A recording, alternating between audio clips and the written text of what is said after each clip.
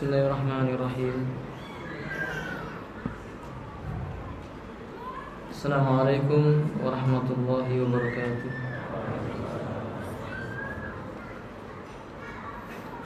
Innal hamdalillah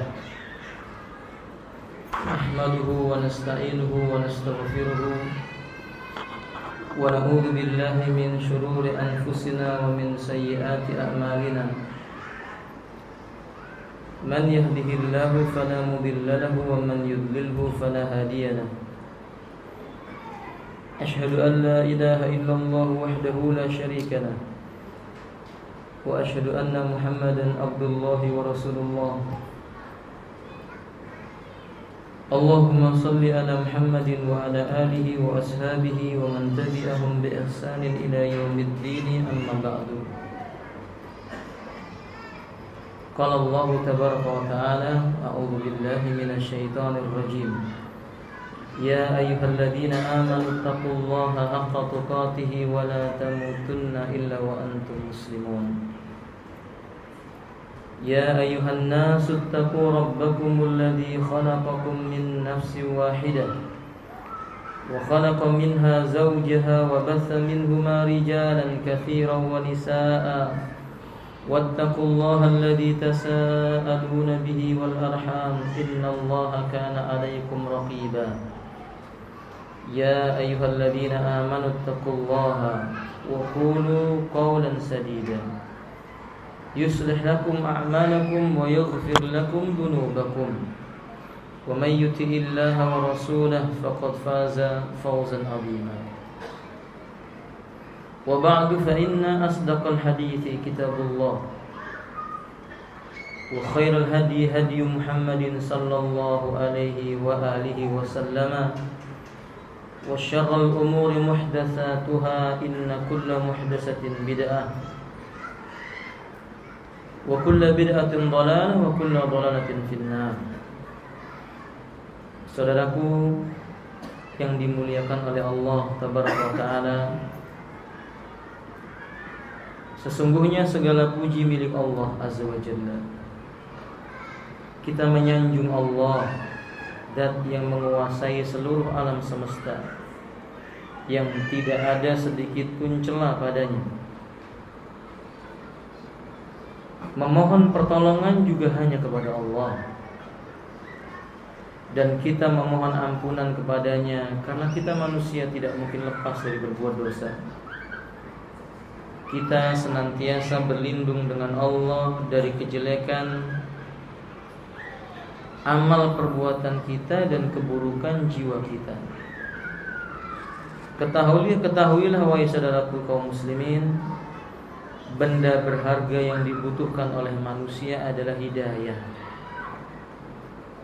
Barang siapa diberi oleh Allah hidayah, tidak ada satu manusia pun yang bisa menyesatkan. Barang siapa dikehendaki oleh Allah ia tersesat, tidak ada satu manusia pun yang bisa memberi petunjuk kepadanya. Maka ketika Allah meletakkan di dalam hati kita hidayah, petunjuk untuk memiliki keinginan mengenal agama Allah, wajib disyukuri. Insyaallah ya ikhwah, berkumpulnya kita di tempat yang mulia ini karena kita menginginkan keridhaan Allah datang kepada kita. Karena kita menginginkan agar kita menjadi orang yang lebih baik dari yang pernah kita lakukan sebelumnya. Karena kita menginginkan akhir kehidupan kita dalam keadaan husnul khatimah. Sebelum kita melanjutkan, kami mengucapkan kepada takmir Masjid Jabal Suada, jazakumullah ahsanal jazaa, yang telah memberi kesempatan kepada kami untuk menyampaikan sedikit yang kami tahu tentang agama ini. Hal penting yang perlu diketahui, bukan berarti saya di atas ini, di depan antum lebih tahu dibandingkan anda. Tidak. Kalau bukan karena Nabi mengatakan ballighu anni walau ayat, sampaikan dariku walaupun satu ayat, saya tidak akan berdiri dan duduk di hadapan anda. Kalau bukan karena Nabi sallallahu alaihi wasallam menyebutkan man dalla ala khairin kafa'ilihi, orang yang menunjukkan kepada kebaikan dia dapat pahala seperti orang yang mengerjakan kebaikan. Karena saya berharap yang saya lakukan ini bisa menjadi hujah bagi saya untuk bisa menghadap Allah di hadapannya kelak di yaumil qiyamah. Kalau bukan karena Nabi, karena Allah Subhanahu wa taala mengatakan dalam Al-Qur'an, kuntum khaira ummatin ukhrijat lin-nas ta'muruna bil ma'rufi wa tanhauna 'anil munkar. Maka saya tidak akan berdiri di hadapan antum ini, duduk di hadapan antum. Jadi bila Anda menjumpai apa yang saya sampaikan keliru, nasihati kami. Ad-dinu an-nasihat. Agama ini adalah nasihat. Qila liman ya Rasulullah, untuk siapa nasihat itu wahai Rasulullah? Qala lillah, nasihat yang dilakukan karena Allah. Wali kitabih, untuk kitabnya Allah. Wali rasulih, untuk rasulnya Allah. Wali a'immatil muslimin, untuk pemimpin-pemimpinnya kaum muslimin. Wa amatihim, dan seluruh kaum muslimin. Tiap kita butuh dengan nasihat. Kalau antum jumpai yang saya katakan berbeda dengan apa yang dikatakan oleh sebagian para asatid yang lainnya, itu hal yang biasa. Karena terkadang ilmu sampai kepada si fulan, tidak sampai kepada si alan. Boleh jadi belum sampai kepada saya kebenaran, lalu saya berpendapat tentang satu perkara, ternyata ada kebenaran yang datang, maka wajib rujuk dengannya. Jadi kesimpulannya, tidak setiap yang saya katakan harus dipegangi, tapi yang sesuai dengan Quran dan Sunnah, pegang dia, ambil dia. Inilah yang diwasiatkan oleh Nabi kita. Taraktu fikum amrayni in tamassaktum bihima ba'di lan tadillu abada. Kutinggalkan kepada kalian dua perkara, jika kalian berpegang dengan keduanya, sepeninggalku kalian tidak akan pernah sesat selama-lamanya. Kitabullahi wa sunnati, yaitu Al-Quran dan Sunnah. Timbang semua perkataan manusia dengan Quran dan Sunnah. Tidak itu Imam Ahmad, Imam Malik, Imam Syafi'i, Abu Hanifah, Sufyan As-Tsauri, Ibnu Uyainah, dan yang lain-lainnya tidaklah keluar dari lisan-lisan mereka, melainkan kita harus menimbang dengan apa yang ada pada Al-Quran dan Sunnah Nabi sallallahu alaihi wasallam.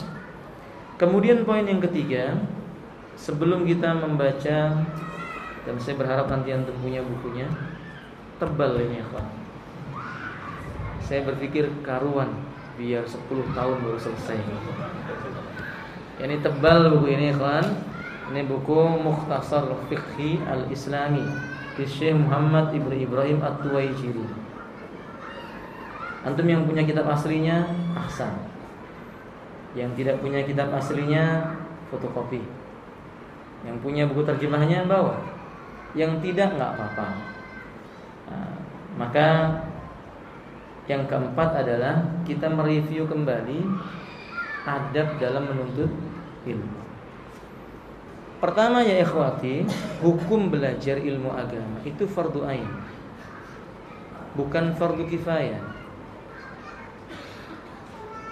Mana dalil yang menunjukkan bahwa mempelajari ilmu agama itu hukumnya fardu ain? Qaulullah ta'ala, fa'lam annahu la ilaha illallah.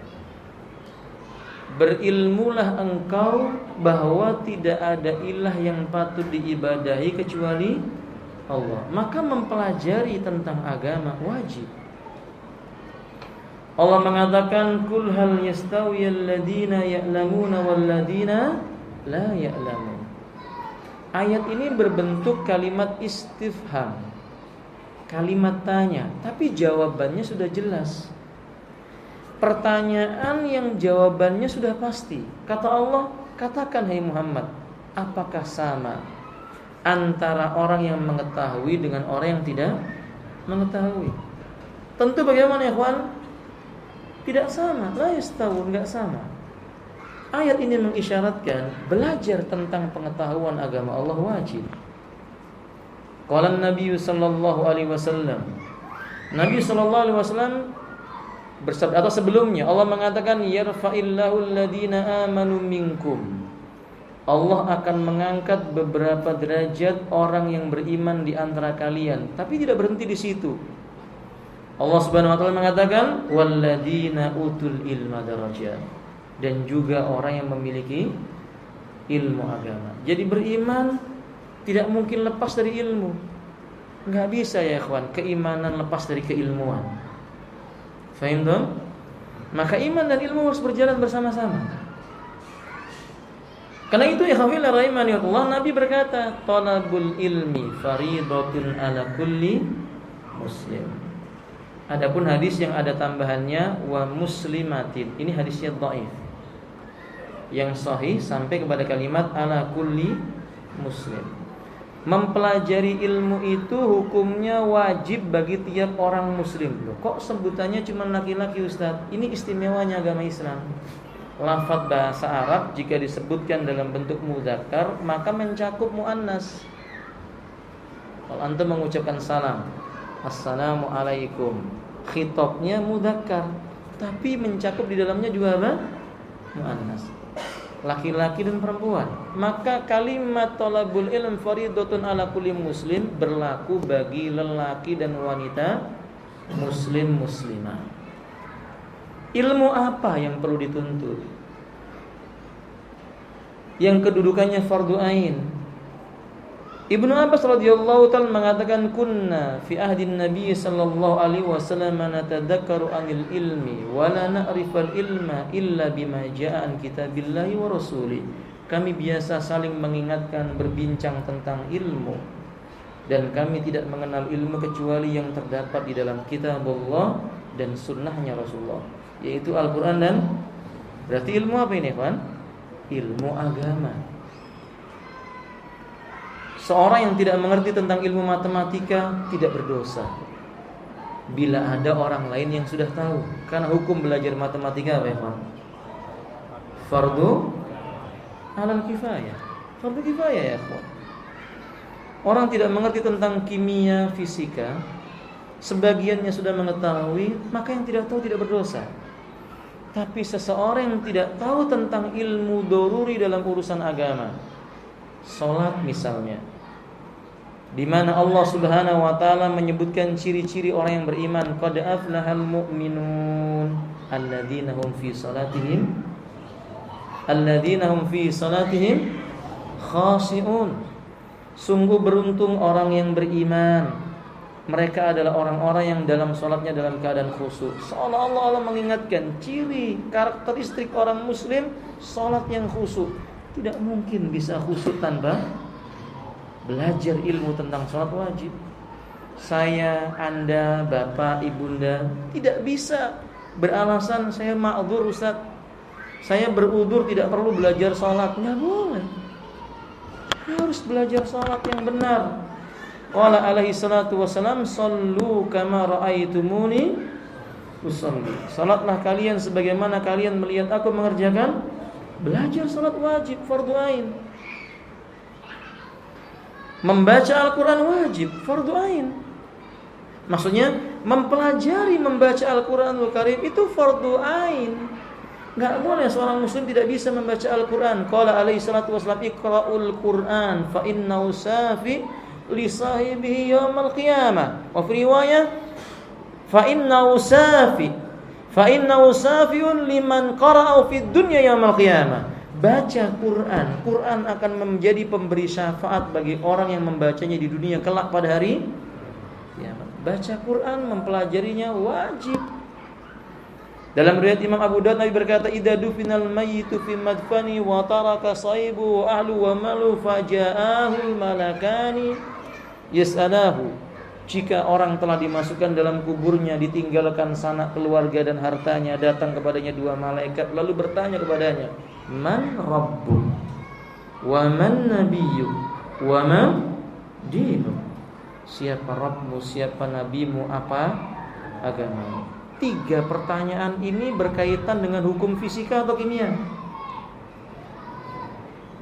3 pertanyaan ini berkaitan dengan hukum Pitagoras apa hukum E sama dengan MC kuadrat? Tidak ada kaitannya sama sekali. 3 pertanyaan ini berkaitan dengan masalah apa ya, Pak? Agama. Agama ya, ikhwan. Jadi belajar ilmu agama wajib. Lebih daripada itu, kebaikan seseorang terletak pada nilai agama, ilmu yang dimilikinya. Sejarah membuktikan tidaklah Allah memilih nabi melainkan nabi itu memiliki ilmu. Tidaklah Allah memilih orang di sekeliling nabi melainkan di sekeliling nabi adalah orang yang memiliki ilmu. Tidaklah para ulama yang besar, tidaklah seorang yang mencapai derajat yang tinggi melainkan orang itu tidak akan lepas dari lingkup ilmu. Sebut saja ya Rabbillah, orang besar di muka bumi ini, Imam Syafi'i karena keilmuannya, Ahmad ibn Hanbal, Abu Hanifah, Malik, Sufyan Ats-Tsauri rahimahumullah ta'ala al-Jami, semua mereka ilmunya. Abdullah ibn Mubarak ilmunya mengangkat derajatnya. Wallahi khawillah. Bahkan mujahid dalam Islam yang terkenal ilmunya, bukan sekedar keberaniannya. Khulafaur Rasyidin Abu Bakar, Umar, Utsman, Ali, ilmunya. Faham tuh? Sampai pun mereka telah meninggal dunia, orangnya sudah tidak ada, tetap dikenang oleh orang sepanjang zaman dengan sebab apanya? Biiznillah. Semua ini karena Allah SWT. Kalau begitu ya Alhamdulillah rahimahullah, tidak ada alasan buat saya, buat anda untuk tidak belajar ilmu agama. Tidak ada alasan. Mau 60 tahun, mau 80 tahun belajar ilmu. Jangan sampai tidak paham tentang agama. Nah, Allah Subhanahu wa taala Nabi sallallahu alaihi wasallam bersabda, "Man yuridillahu bi khairan yufaqihu fiddin." Barang siapa dikehendaki oleh Allah pada diri seseorang itu ada kebaikan, Allah akan faqihkan dia tentang ilmu agama. Berarti pemahaman balik mafhum mukhalafah hadis ini, yang tidak dikehendaki oleh Allah baik, dia enggak paham agama, enggak faqih tentang agama, enggak mau mengamalkan agama, tidak ingin tahu tentang agama. Itu tanda-tanda orang yang tidak diinginkan kebaikan. Dan Allah telah menyebutkan dalam Al-Quran, walladzina kafaru amma undiru mu'ridun. Orang-orang kafir dan ingkar itu, bila diberi peringatan tentang ilmu kepada mereka, mereka berpaling. Maka orang-orang yang dikehendaki celaka oleh Allah pasti jauh dari ilmu, menjauh dari ilmu agama. Faham dong? Maka kebaikan dekat dengan ilmu, datang kepada ilmu, dan tidak ada kerugian mempelajari ilmu agama. Nabi SAW bersabda, tidaklah berkumpul suatu kaum di salah satu rumah di antara rumah-rumah Allah dalam rangka mempelajari dan mengajarkan Al-Quran, melainkan malaikat mengepakkan sayapnya, memohonkan ampunan kepadanya, redha kepada orang yang ada di dalamnya.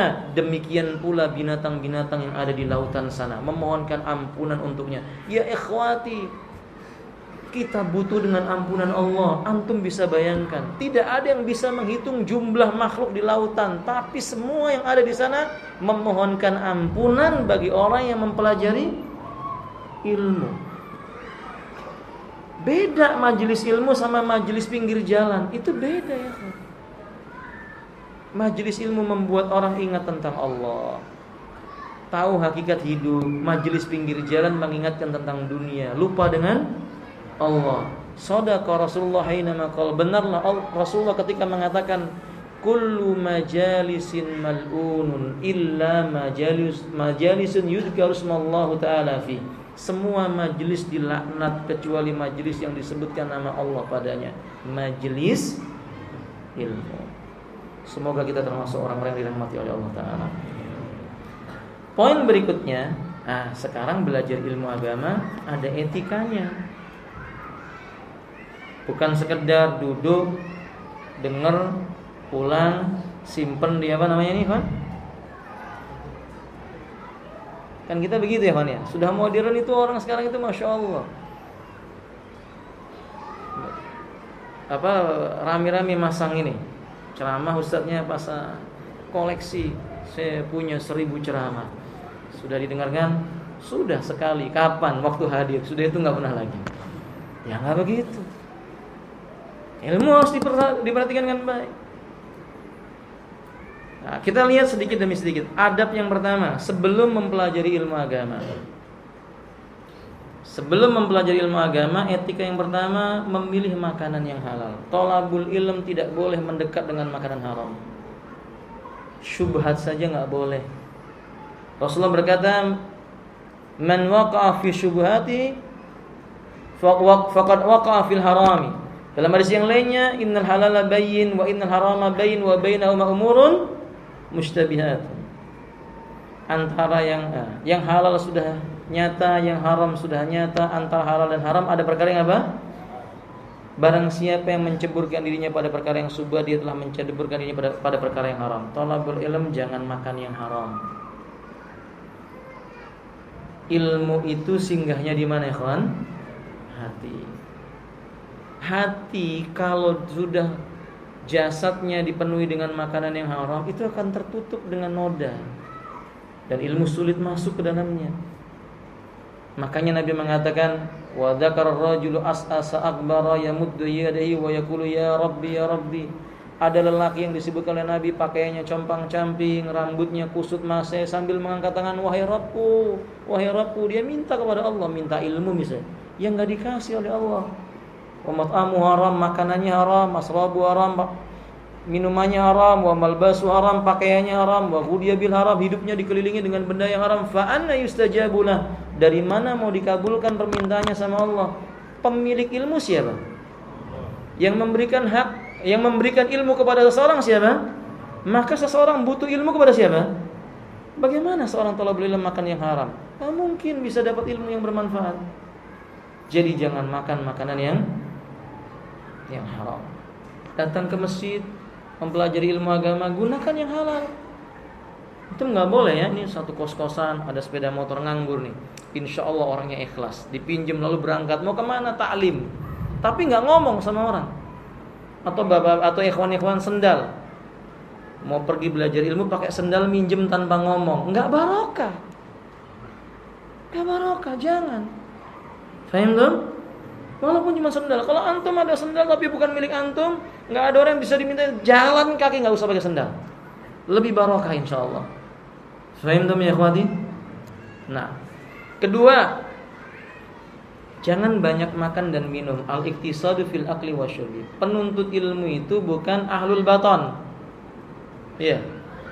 Bukan apa namanya itu ikhwan? Sohibul kuliner. Kan kadang begitu ya kawan. Kita kalau datang ke sebuah tempat belajar ilmu, jangan ditanya pertama kali mana warung Tegal. Jangan. Mana warung Padang. Bukan kita mau belajar ilmu, bukan belajar makan. Dan penuntut ilmu jangan masya Allah ini ikhwah fillah. Ada ikhwah, ini mungkin ibu-ibu ya, karena nggak kelihatan kan di balik apa? Di balik ini hijab. Datang ke majelis ilmu bawa apa itu namanya? Roti, snack. Ustadznya ngomong, qala Allah, qala Rasulullah, yang masuk ke dalam dirinya apa? Makanannya. Kita bukan sahibul batar. Makan itu jangan berlebih-lebihan ya kawan. Aisyah menyebutkan Nabi tidak pernah 3 hari berturut-turut perutnya kenyang, nggak pernah. Oke. Imam Ibnu Hajar Al-Asqalani mempelajari ilmu agama dalam keadaan perutnya lapar. Sehari cuma makan sekali. Bahkan beliau cuma minum air putih selama 3 hari. Saya tidak mengatakan kepada antum harus berlapar-lapar. Cuma jangan menjadi orang yang memperturutkan apa? Karena macam-macam orang datang ke majelis ilmu. Mi datang ke majelis ilmu Mi. Entar aja, tenang aja, pulang ke majelis kita ke. Nah ini masalah ini Pak. Nanti jadinya kepikirannya nggak selesai Ustadz ini. Kita udah lapar ini. Jangan sahibul apa? Baton. Ini nasihat. Yang ketiga, takhallusu min fudulil kalam wan naum. Penuntut ilmu tidak boleh menjadi orang yang berlebihan dalam berbicara dan tidur. Kecuali antum kayak Imam Ad-Darimi, nggak apa-apa ya kawan. Imam Ad-Darimi itu kalau datang ke majelis ilmu, dia ambil posisi paling belakang, bukan di depan. Karena beliau malu. Kenapa begitu? Beliau kalau di majelis ilmu tidur, makanya dia duduknya di belakang, tidur. Kayaknya saya yakin antum yang suka di belakang kayak Imam Ad-Darimi.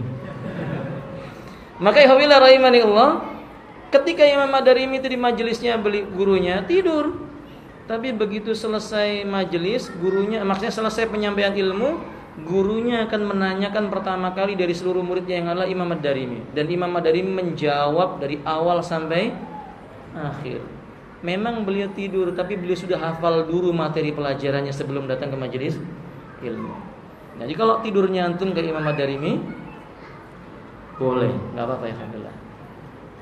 Dan saya anggap antum yang tidur kayak Imam Ad-Darimi semua. Barakallahu fikum ya akhwati. Nah, seorang penuntut ilmu jangan banyak tidur ya kawan. Tidurlah di awal malam, selesai sholat isya, pulang tidur, bangun di tengah malam, sholat, baca Quran, baca kitab, sampai menjelang subuh. Cukup penuntut ilmu itu maksimal tidurnya 5 jam. Itu maksimal sudah, cukup. Bukan 8 jam tambah 2 jam. 8 malam 2 jam siang. Wah, sahibun naum, jangan. Dan jangan banyak apa? Bicara. Thalabul ilm itu jangan banyak berkomentar. Saya heran dengan sebagian orang masih thalabul ilm, tapi Masya Allah sudah bikin tulisan, bikin ini, bikin itu, komentar sini, komentar situ. Kita bukan ulama. Faham ya kawan? Ilmu yang kita punya, kita belum apa-apa, kita masih belajar, sabar. Jangan nulis dulu di tempat umum, maksudnya jangan antum bikin tulisan supaya dipuji oleh orang. Jangan, sabar ya kawan, sabar. Tunggu dulu, buat kita dulu hafalkan, belajar, tahami, pelajari, hafalkan, pahami, terus amalkan, begitu sampai kita mumpuni, sampaikan ilmu itu. Karena boleh jadi apa yang kita dapatkan ini ternyata disalahpahami dari apa yang disampaikan oleh gurunya, maka dia perlu sabar. Jadi jangan banyak ngomong.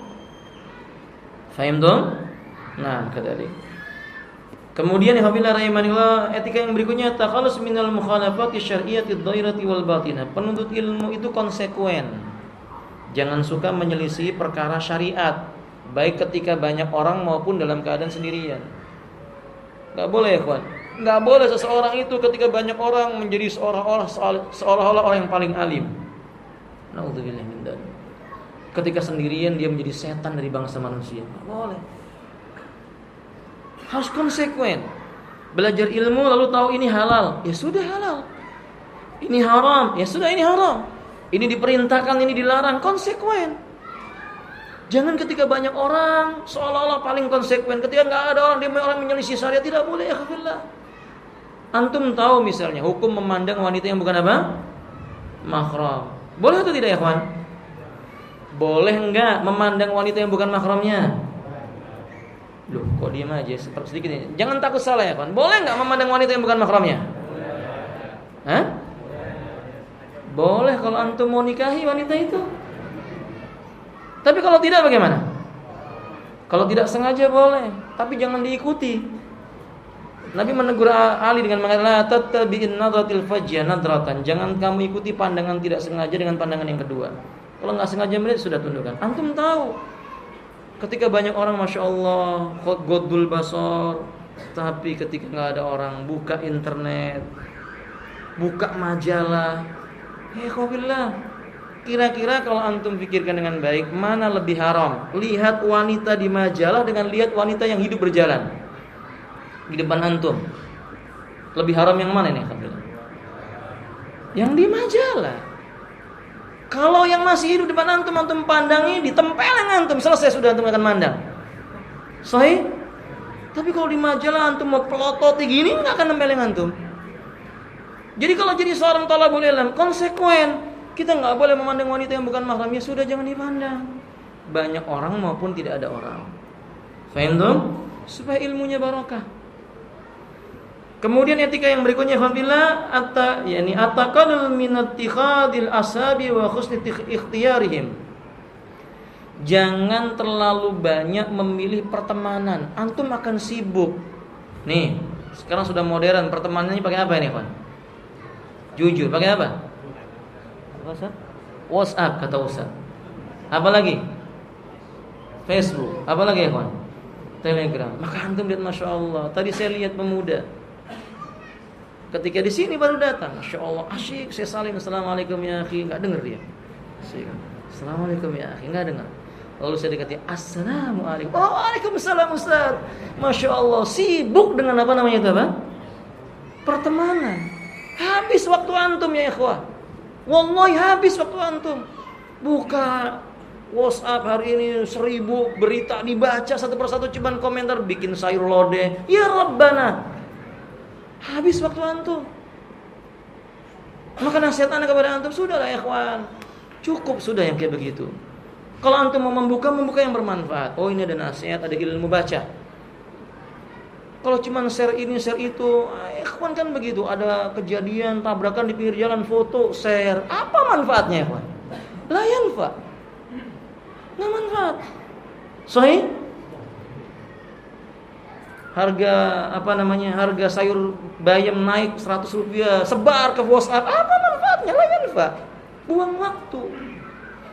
Maka beliau mengatakan, pilih pun teman yang baik.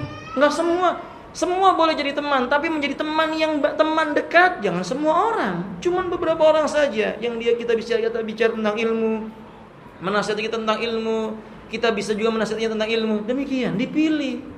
Dan begitu Rasulullah SAW, sahabatnya banyak, tapi sahabat dekatnya Nabi pilihan. Faham dong? Etika yang berikutnya, nah ini yang penting, berkaitan dengan niat, ikhlasun niyah. Thalabul ilm harus meluruskan niat. Niat yang pertama, mengangkat ilmu mengangkat kebodohan dari dirinya. Kita datang bermajelis ilmu buat kita, bukan buat orang lain. Ustadz menyampaikan teguran ini, nasihat begitu, itu bukan untuk orang lain, buat yang datang. Kan kadang kita begitu, dengar majelis ilmu, oh itu si fulan itu, padahal dia yang dimaksud. Jadi datang ke majelis ilmu itu niatnya supaya kebodohan yang ada dalam diri kita itu hilang, buat diri kita, bukan buat orang lain. Baru yang kedua, mengangkat kebodohan dari orang yang ada di sekelilingnya, keluarga, tetangga, dan masyarakat yang secara umum. Baru yang ketiga, semua itu dilakukan karena Allah. Datang ke majelis ilmu karena Allah, bukan karena fulan, karena Alan, karena Zaidan, tidak. Karena Allah memerintahkan kita belajar ilmu. Hendaklah kita belajar ilmu karena Allah Subhanahu wa taala. Nabi bersabda, "Innamal a'malu binniyat wa innamal likulli imri'in ma nawa." Sesungguhnya amal perbuatan bergantung niat, dan seseorang diberi pahala oleh Allah karena apa yang dia niatkan. Ini poin pentingnya, kata Nabi sallallahu alaihi wasallam, "Faman kanat hijratu ilallahi wa rasulih fa hijratu ilallahi wa rasulih." Barang siapa hijrahnya karena Allah dan Rasulnya, maka dia akan mendapatkan pahala dari Allah dan mengikuti sunnah Rasulnya. Wa man kana hijratu lidunya. Barang siapa hijrahnya karena ingin cari dunia. Di mana niat itu ya kawan? Di mana niat itu ya kawan? Orang nggak bisa lihat, tapi Allah tahu. Kalau antum datang ke majelis karena cari dunia, dikasih sama Allah dunia. Awim ra'atin yankihuha, atau karena wanita yang dia mau dia menikahinya. Fa hijratu ila ma hajara ilaihi, maka dia akan hijrahnya itu menuju apa yang memang dia inginkan dengannya. Maka ifafillah, ini nasihat. Belajar ilmu agama, carilah Allah, carilah karunia Allah Ta'ala, jangan mencari dunia. Fahim dong? Nah, apalagi cari apa? Niatnya cari jodoh, ya ikhwahillah. Belajar ilmu bukan untuk cari jodoh, cari pahala di sisi Allah Subhanahu wa taala. Kemudian alhamdulillah yang berikutnya, tafrighul qalbi lil ilmi wa qat'is sawagil. Kalau sudah menyiapkan diri belajar ilmu agama, sibukkan hatimu dengan perkara-perkara yang ada kaitannya dengan ilmu. Membeli buku-buku yang berisi tentang ilmu agama, membuka aplikasi di handphone pun yang berisi tentang ilmu agama, yang berbicara dengan teman yang kira-kira ada kaitannya dengan ilmu agama. Tidak lepas dari lingkungan itulah. Bukan berarti tidak boleh bicara dunia, boleh, tapi lebih sibuk dengan agama. Sibukkan hatimu dengan agama. Wahai thalabul ilm, putuskan sejenak dengan dunia ketika belajar. Kalau sudah belajar, duduk konsentrasi ilmu. Jangan mikir dunia. Jangan mikir sendal antum di luar, gimana aman atau tidak. Putuskan. Kita mau duduk mendengarkan ilmu agama. Dan itu yang diajarkan oleh Islam. La yatlubu hadzal ilma bil malki wa izin nafsi wa fayaflih. Artinya, ikhwafillah rahimanillah, orang yang menuntut ilmu agama bukan karena harta, bukan karena yang lainnya. Mestinya orang yang mempelajari ilmu agama menyibukkan dengan ilmu yang ia sedang mempelajarinya. Maksudnya tidak bisa ilmu itu dibeli, itu nggak bisa ya kawan. Ilmu nggak bisa dibeli. Ilmu didapatkan dengan kesungguhan hati. Poin yang berikutnya, ikhwafillah, husnul ikhtiyari suyukh. Belajar ilmu agama itu nggak sembarangan. Mengingat waktu yang pendek, usia yang nggak panjang, bekal yang nggak banyak, kesempatan yang sedikit, dan yang lain-lainnya. Berarti belajar ilmu mesti cerdik. Pilih orang yang mengajarkan ilmu yang kira-kira bisa menyampaikan, lalu dia bisa mudah memahami dan benar yang disampaikan. Kalau cuma duduk dengar apa yang diomongkan oleh orang, kita buang waktu. Mesti dipilih kira-kira materinya apa, gurunya menyampaikannya bagaimana, apa manfaat yang bisa saya ambil darinya, untuk mengefisienkan waktu kita, usia kita, perbekalan kita. Faham tuh ya kawan? Seperti kita duduk di majelis ini nggak lama. Sudah masuk isya? 5 menit lagi mas. Coba lihat ya kawan. Waktunya pendek. Jadi mesti memilih guru yang tepat. Kemudian alhamdulillah rahimanillah, pilih ilmu yang paling penting. Karena tiap-tiap ilmu itu penting, tapi di antara yang penting ada yang paling penting. Jadi belajar yang paling penting. Tentang tauhid, tentang akidah, paling penting. Dan yang paling efektif atau paling pendek waktunya untuk mudah dipahami. Akhirnya antum misalnya belajar mustalahul hadis, tapi antum bekerja di luar sana, kurang tepat. Karena mustalah hadis membutuhkan waktu yang panjang, penelitian yang panjang, yang perjuangan yang banyak. Kalau antum bekerja di luar nggak akan sempurna belajar mustalahul hadis. Bukan tidak boleh.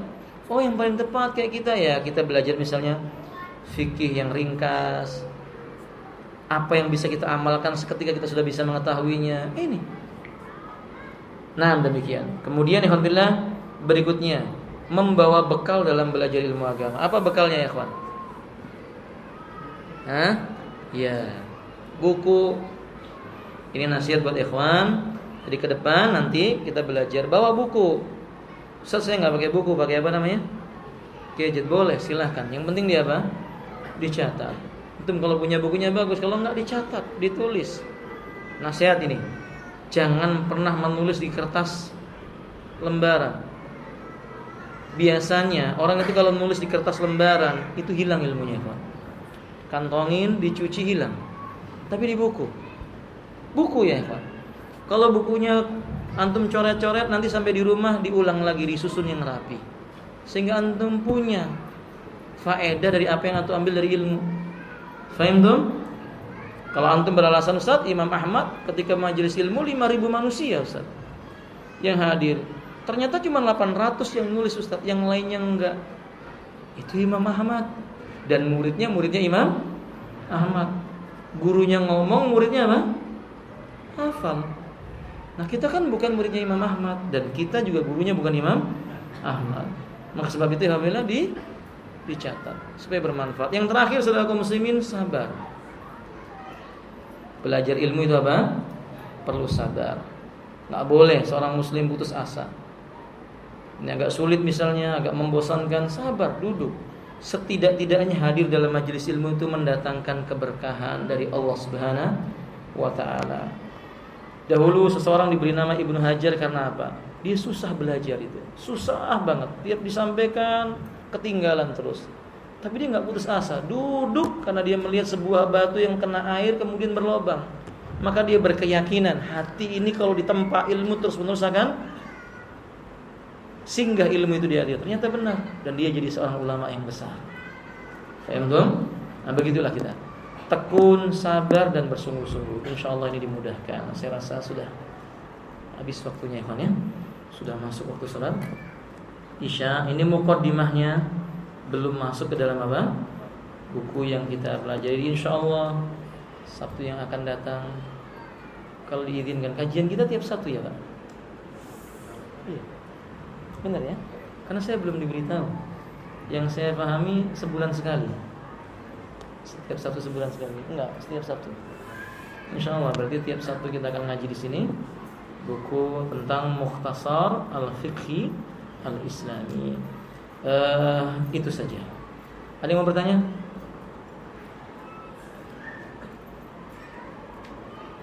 Tidak ada. Taib. Akhiru da'wana alhamdulillahirabbil alamin. Subhanakallahumma wa bihamdika asyhadu an la ilaha illa anta astaghfiruka wa atubu ilaik. Assalamualaikum warahmatullahi wabarakatuh.